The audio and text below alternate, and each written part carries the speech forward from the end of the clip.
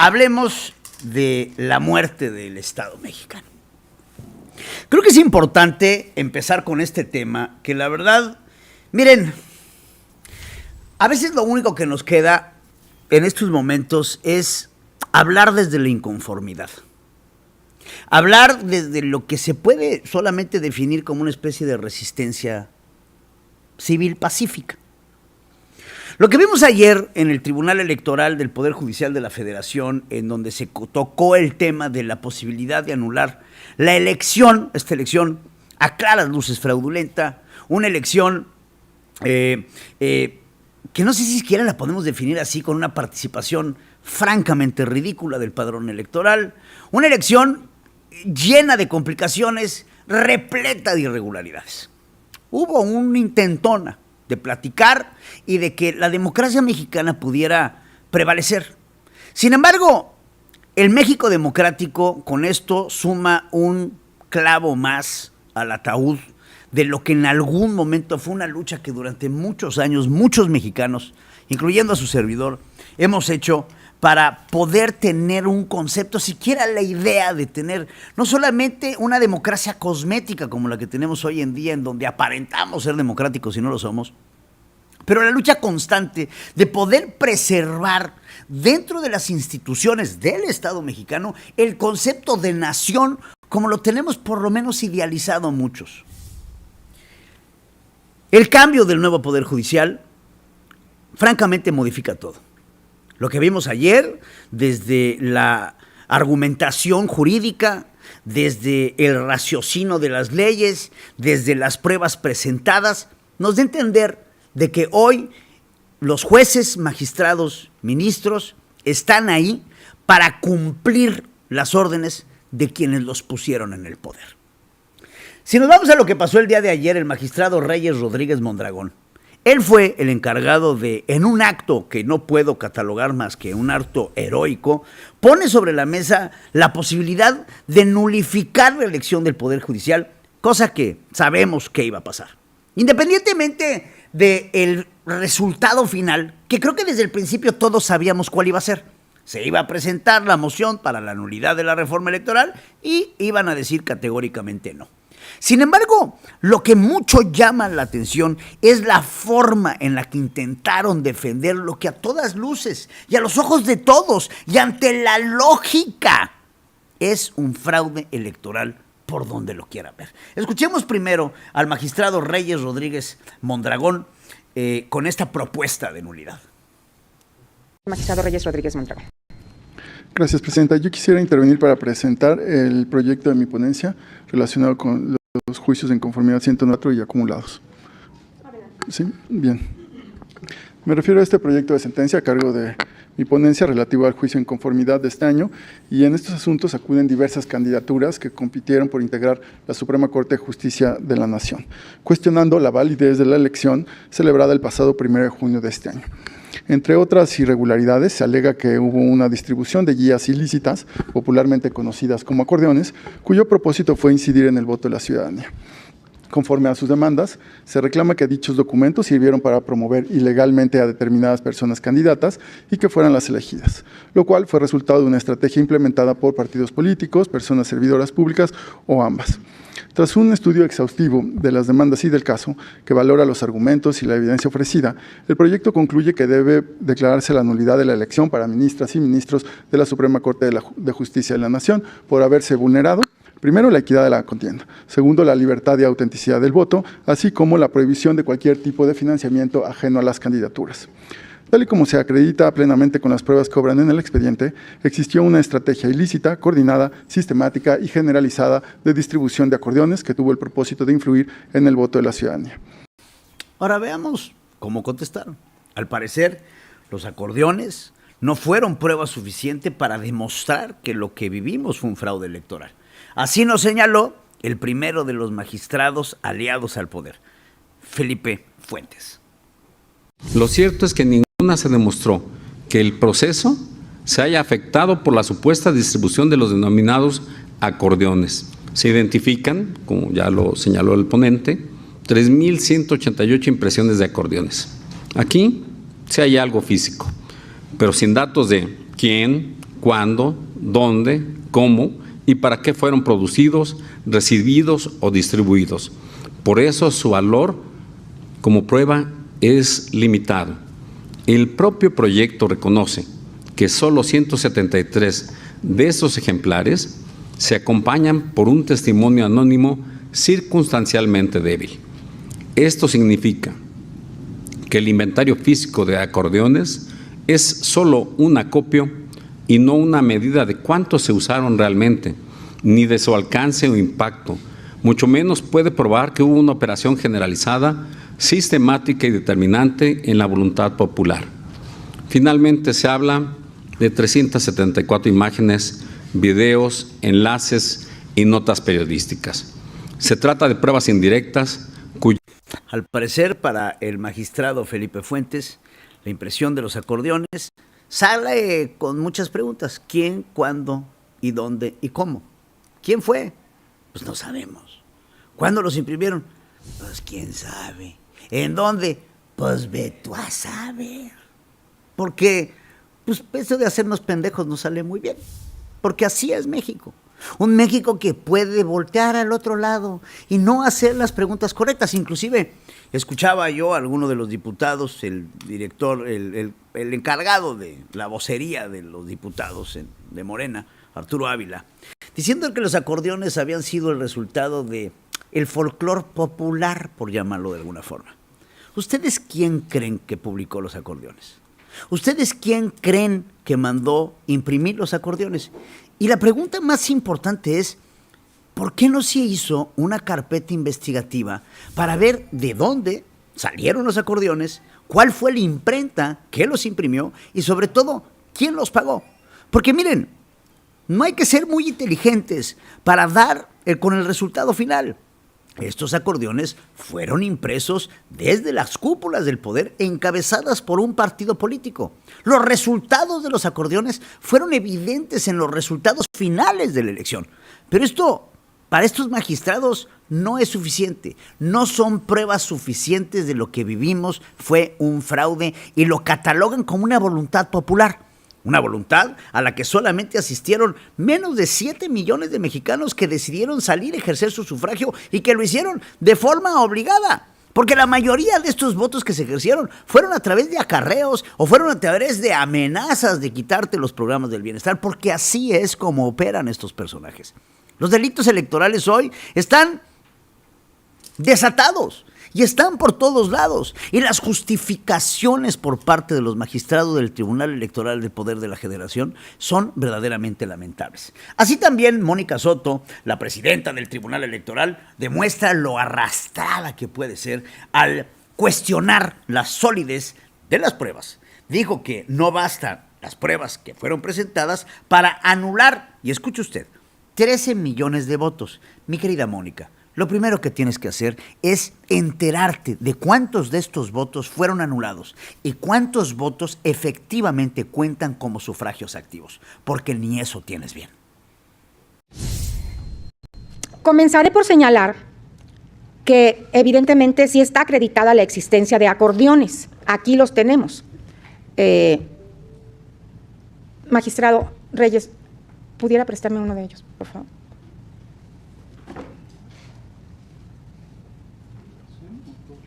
Pues mándamelos todos si quieres, le puedo preguntar uno por uno. Gracias. Pues no podemos decir que no hay acordeones. Aquí está uno, aquí está otro. Estos están en esas cajas, supongo los 3,187 que... Sí, el que tiene usted en la mano es el que hay más impresiones de ese. Digamos, es el acordeón ganador. Este es el bueno. Bueno. Sí, espero que no haya ido a votar usted con ese, ¿verdad? Pero ese es. Espera, que qué, perdón. No, es que cuando fue a votar usted no le dieron ese, pero ese es el ganador. Y es que, magistrado, con esa actitud no vamos a dialogar, porque no es jurídico su posicionamiento. Y le pido respeto al Pleno y a su presidenta. Gracias. Bueno, este acordeón, yo le voy a preguntar al ponente. Aquí lo tenemos. ¿Quién lo hizo? ¿Dónde se hizo? ¿Cuándo se hizo? ¿A quién se le repartió? ¿Quién lo entregó para traerlo como prueba? Este acordeón en las gráficas que se presentaron agradecer a Iquire Café por este cafecito que me acaba de mandar. ¿Quién lo hizo? ¿Cuándo lo hizo? ¿Quién lo distribuyó? Lo primero que tiene que saber usted, magistrada presidenta, es que esas preguntas que usted está haciendo deben de ser elaboradas y deben de ser respuestas por parte de la Fiscalía Investigadora, no por parte del magistrado ponente. Pero claro que le puedo pedir a alguien que no esté enterada de cómo funciona el sistema judicial mexicano. Porque tiene toda la razón. ¿Quién lo hizo? Morena. ¿Dónde los imprimió? Tendríamos que investigar de dónde salieron estas impresiones. ¿Quién nos pagó? El dinero del pueblo. ¿Para qué lo hizo? Para imponer a sus jueces, magistrados y ministros. ¿Por qué lo hizo? Para obtener el control del país. Son preguntas que creo, magistrada, usted conoce perfectamente bien las respuestas. No nos hagamos tontos. Lo que vimos en la elección al Poder Judicial lo venimos cantando los que hemos estado en contra de este maldito gobierno desde que se propuso. Hicimos de conocimiento público a través de los medios de comunicación la presencia de estos acordeones que evidentemente detrás de quién lo hizo, pues la respuesta es muy sencilla, magistradita. ¿Quién es el principal beneficiado? Porque eso es lo que debería de hacer una persona con su altura y con su conocimiento legal. Lo primero que uno se tiene que preguntar ante la comisión de un delito, en este caso, sería quién está directamente beneficiado por la impresión, la distribución de estos acordeones. Y la respuesta es muy sencilla. Ustedes, desgraciados, ustedes son los directamente beneficiados de una imposición de un poder judicial que ahora va a obedecer a los intereses que a ustedes se les pega la gana.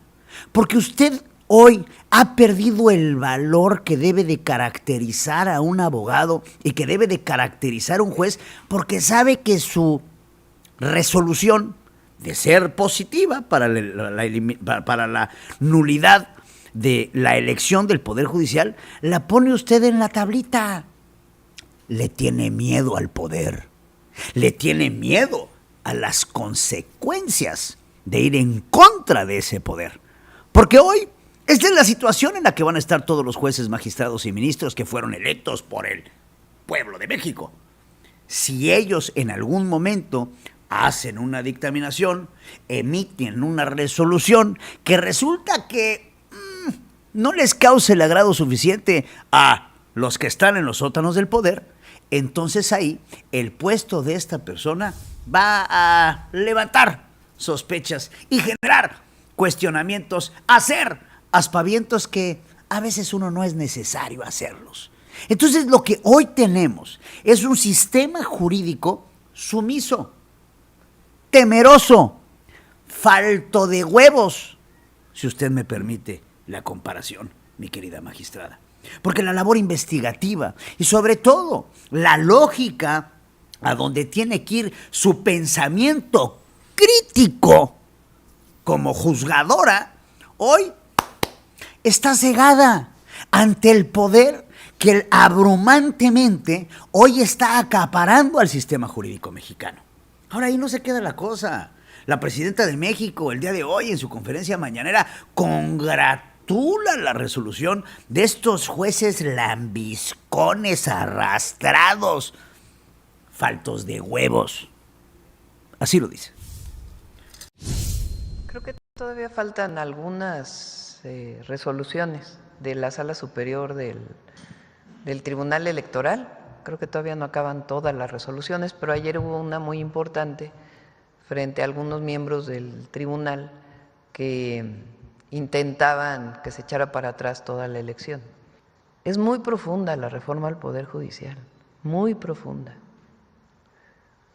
Y sí, se terminó una era, empieza otra. Se acabó la era de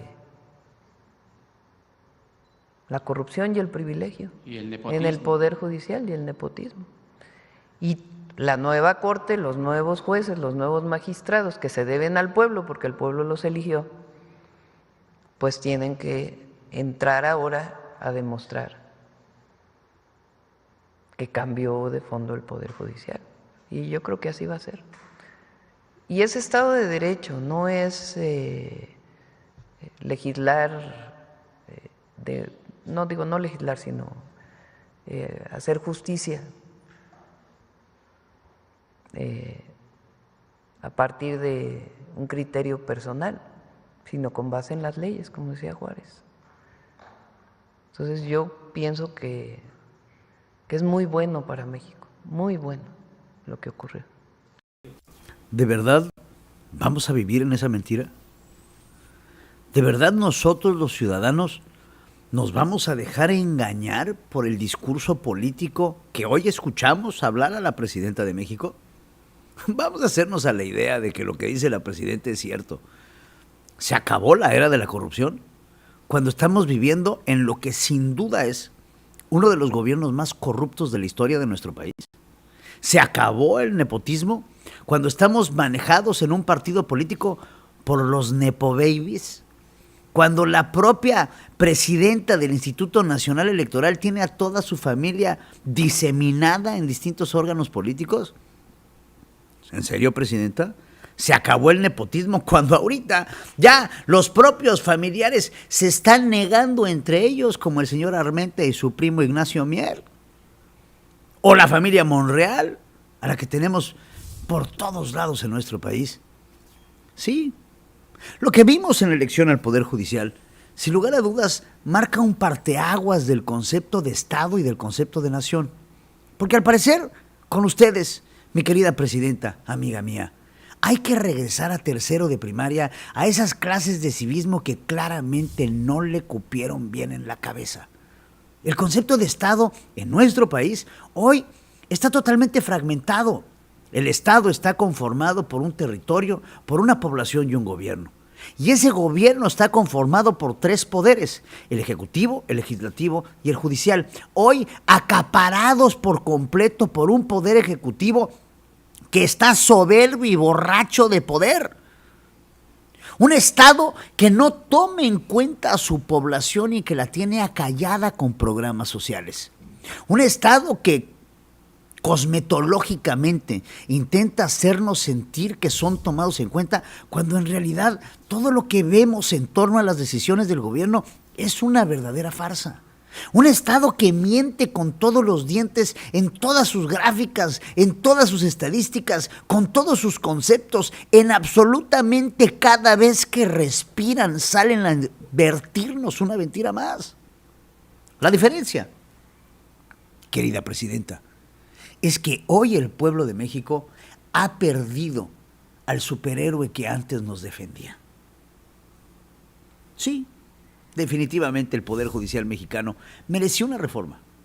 Definitivamente el Poder Judicial mexicano merecía una especie de actualización porque claro que somos perfectibles. Pero lo que ustedes hicieron no fue modificar para arreglar, fue destruir para acaparar, apañar y hacerse suyo absolutamente todo el poder de la nación. Hoy los mexicanos estamos al amparo de lo que podrán ser los caprichos de quien usted puso en el poder. El simple hecho de tener como presidente de la Suprema Corte de Justicia a un hombre que olvídese de su etnicidad. No estamos hablando de si es indígena o no. Estamos hablando de sus capacidades, estamos hablando de su preparación, estamos hablando de su educación, porque eso, querida presidenta, también se llama corrupción. Porque cuando uno no está capacitado para ejercer el cargo público, también es corrupción. Y eso también genera un problema en la nación que el día de mañana lo va a resentir usted. Porque evidentemente todo esto que estamos viviendo en algún momento tendrá que implosionar en una precaria economía mexicana. ¿Con qué seguridad pide usted, presidenta, hoy que presumía el aumento de la inversión extranjera directa? ¿Con qué seguridad, presidenta? Hoy los inversores van a llegar a nuestro país a tener que comprar las voluntades de estos jueces, magistrados y ministros, empezando con la corrupción mayor que será la suya. De lo contrario, no vale la pena invertir en nuestro país. si no hay esa certidumbre jurídica? ¿Con qué seguridad hoy nosotros, los periodistas, podemos salir a hablar en contra de un gobierno cuando hoy sabemos que vamos a tener el Poder Judicial en contra de nosotros y que nos van a perseguir?